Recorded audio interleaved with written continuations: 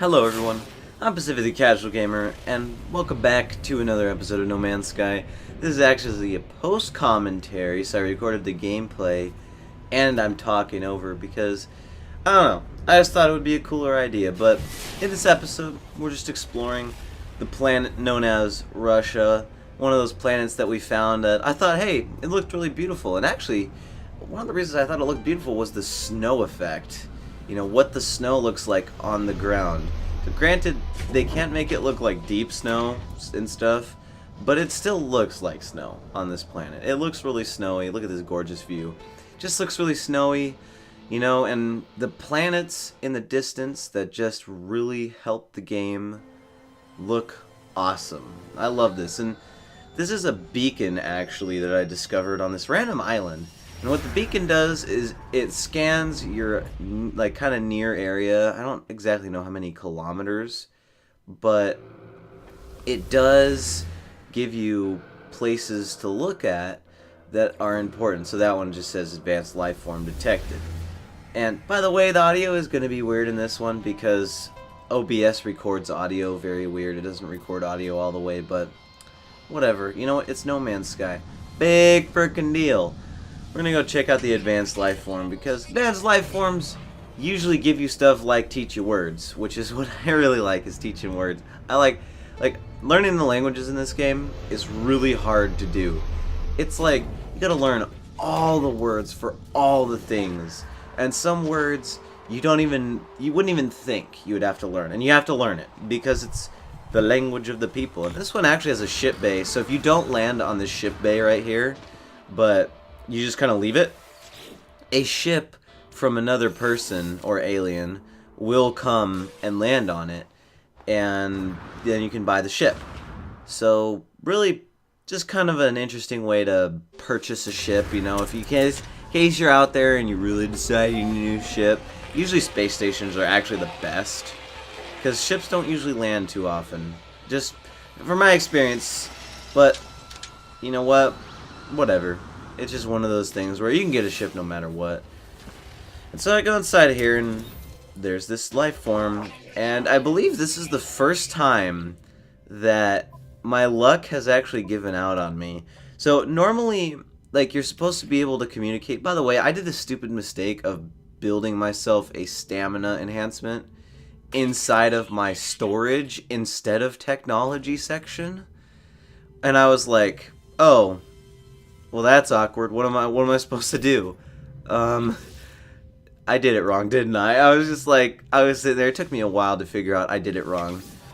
It's kind of just one of those things, because before, your backpack only had, like, that's cargo, obviously, and then there's general and technology. Your backpack just had one general thing.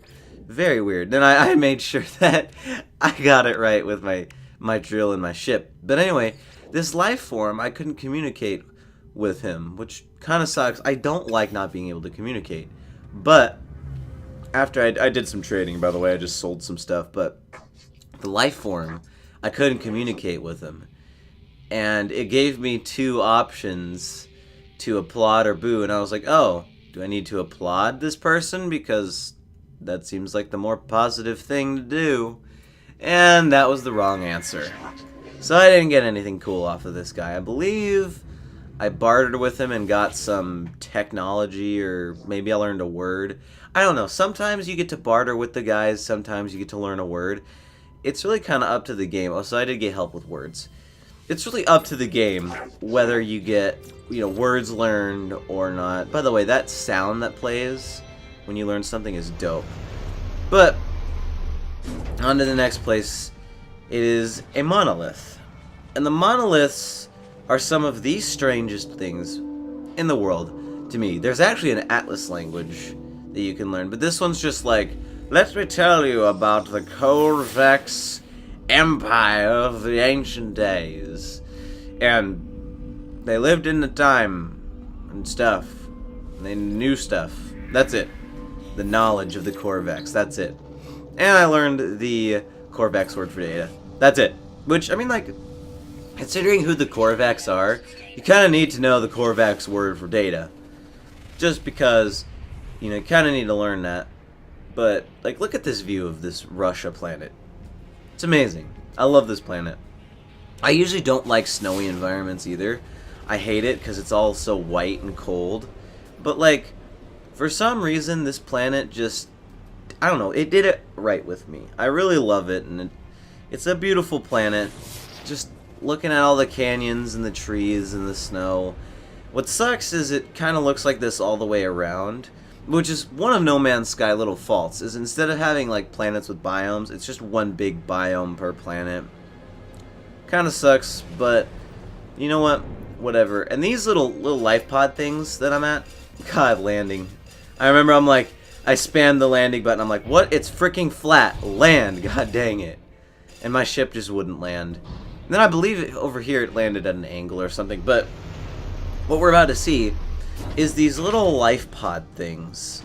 Now, they appear they're a little bit more common than big bases, but they're a little less common as well.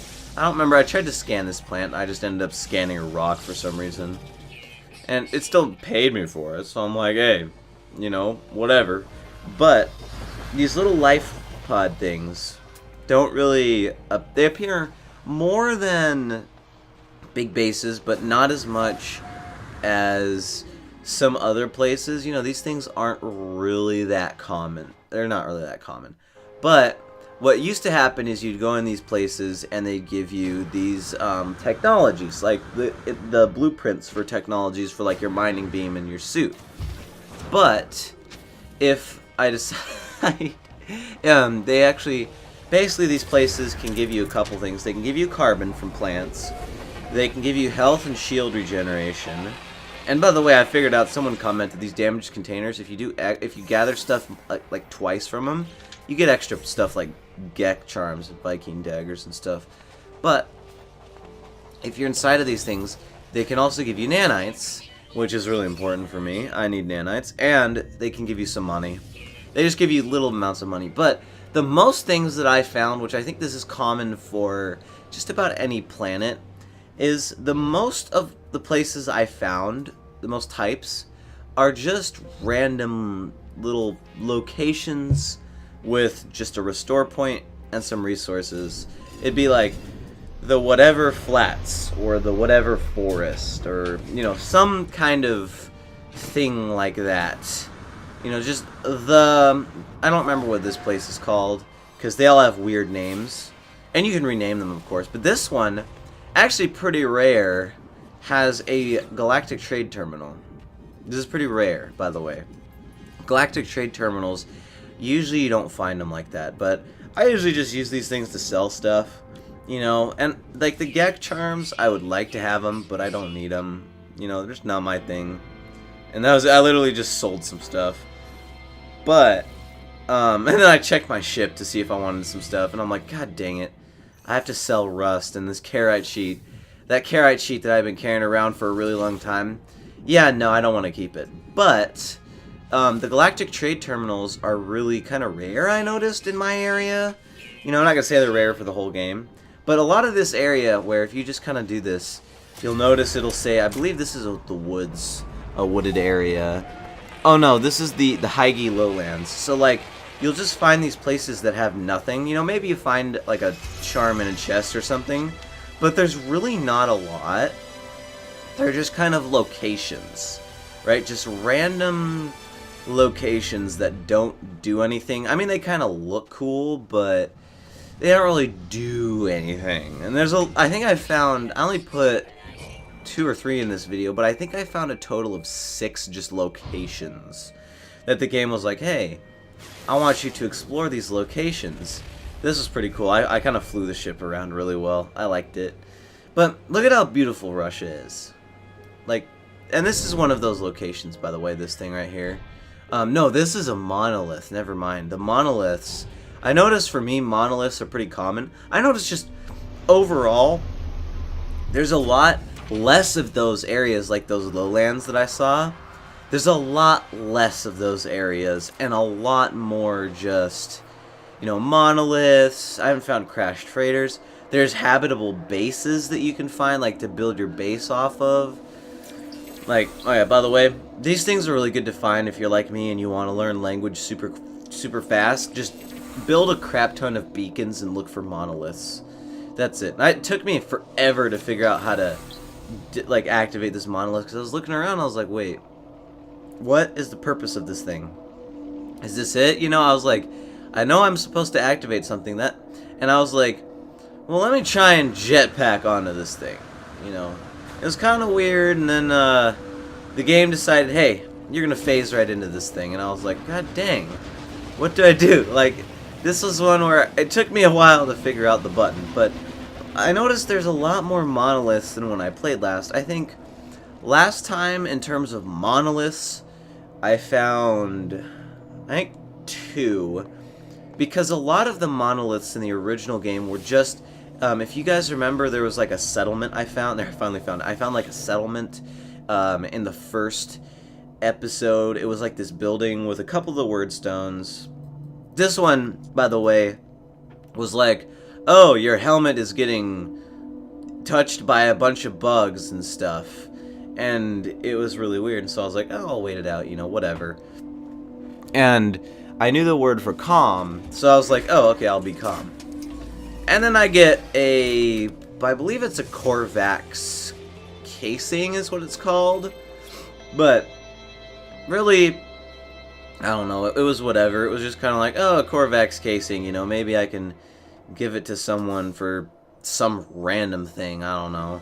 But yeah, the monoliths used to be just settlements. I never found something like that in the original game. I just found a bunch of settlements that really didn't do anything. And this is another place where it was like those random flatland areas. I think when I was playing this game originally, most of my locations were either these flatlands or those little science life pod things. But most of it was just like, oh, it's a location. You know, there's nothing to it. You know, what's the point of this location? This was one where it was like, I was like, okay, it's kind of a cool location. And then, what was it called?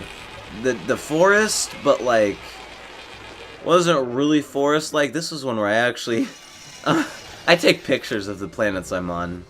Because I was like, yeah, that's a picture-worthy place. But I take pictures of the planets I'm on just because, you know, I want to remember my planets. And there's the sun. That beautiful sun. I noticed there's some things where, like, some of the grass, like that grass that's on the ground right now, and the ferns and stuff, are reused elements across all planets. But it's whatever. Once again, another location. Just nothing really interesting. You know, I had to refill my life support with power canisters. You know, whatever. But there's really, like, they were kind of interesting locations. But, I mean, the only point to locating these locations is getting the, like, the Gek charms, the Viking daggers, and the Korvax casings and stuff. That's really it. I mean, granted, I haven't used any Atlas Pass 1s on anything yet, but, you know, they're just, like, these locations, they're cool, but they can be expanded upon, because they're not expanded upon too much. And I went into photo mode, just because I was like, I want to take a picture here. And then I was like, how do I take a picture? I was like, I'll just screenshot this, but it was in window mode. Then I'm just like, oh, I can move the sun? Question mark. I was like, this is kind of cool. That's it. And I took a picture like this. Kind of looks, honestly, it looks exotic, like it's on Hawaii or something. But enough of that. We're going to go to the last location I went to on Russia. This is part of the main quest. I call these trade hubs. And these trade hubs are really cool. They're kind of like space stations, but built on land. There's usually a bunch of alien life forms. I think in this one, I beat the quest for 8 and then 10 life forms. But for the main quest, you talk to this guy, and he talks to you in a language you understand. And he tells you about traveling the stars, and it doesn't know what it's saying, but it knows it's talking to you, and it gives you the blueprint for antimatter, which, making antimatter is really annoying in this game, because you have to buy suspension fluid from the Galactic Trade Terminal, then you have to make an electron vapor, and then you have to make antimatter, and then you have to combine it with plutonium to make the warp canister, I think it's what it's called. Like the stuff where it's like, oh, I get to make a warping canister and travel to the stars. But really, all I did here was I talked with all the Korvaxes and I learned stuff, words, I traded. I don't know why I sat here staring at that guy. But I just talked with all of them and traded. So, you know what? It's pretty simple. You guys know how that works. It's going to be the end of this episode here, guys. Thank you for watching. If you enjoyed, you can tell me in the comments below. And subscribe if you are new for more No Man's Sky. Because I'm Pacific the Casual Gamer. I suck just as bad as you do at video games. And I'll see you next episode, stream, or vlog of whatever I decide to make.